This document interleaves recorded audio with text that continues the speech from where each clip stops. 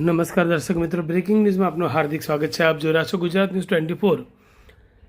શંખેશ્વર કોલેજમાં એનએસએસ વિભાગ દ્વારા વિશ્વ સિંહ દિવસ અને નશામુક્ત ભારત અભિયાન કાર્યક્રમ યોજાયો.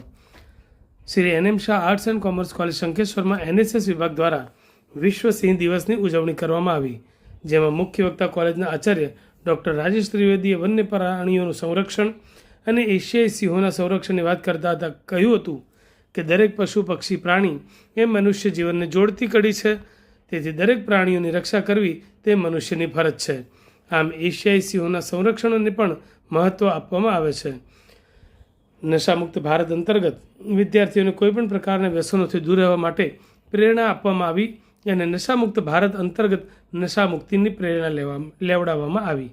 કાર્યક્રમનું સુંદર આયોજન અને સંચાલન NSS programme officer doctor Rajesh રબારીએ કર્યું હતું અને આભાર વિધિ ડૉક્ટર કલ્યાણભાઈ રબારીએ કરી હતી. કાર્યક્રમમાં મોટી સંખ્યામાં વિદ્યાર્થીઓ ઉપસ્થિત રહ્યા હતા. આથી અમો ભારતના નાગરિકો શપથ લઈએ છીએ કે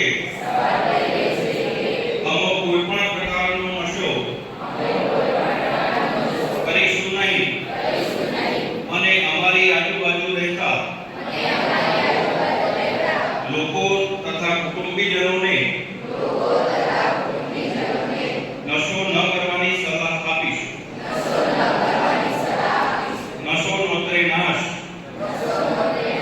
એ સૂત્રને જીવનમાં ઉતારીશું.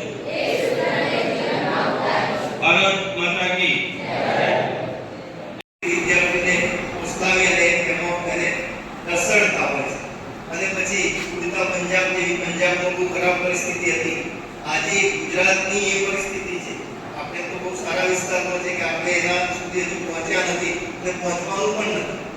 એટલે આ પ્રકારના નશાઓથી દૂર રહેવાય અને આપણે આપણી જાતને બચાવીએ, સમાજને બચાવીએ, આવનારી પેઢીને બચાવીએ અને તમે તો જેમ જી સંખ્યામાં પણ કહ્યું. તો આપણી મનુષ્ય તરીકેની ફરજ છે કે કોઈ કડી ચૂકવી ન જોઈએ અને જ્યારે કોઈ જીવ, એક કોઈ પ્રાણી, પશુ, પક્ષી એ એના અંતને આવે છે અને સંખ્યા સૌથી ઘટી રહી છે ત્યારે એ આખા વિશ્વના લોકોની, ભારતના લોકોની, દરેક નાગરિકની ફરજ બને છે કે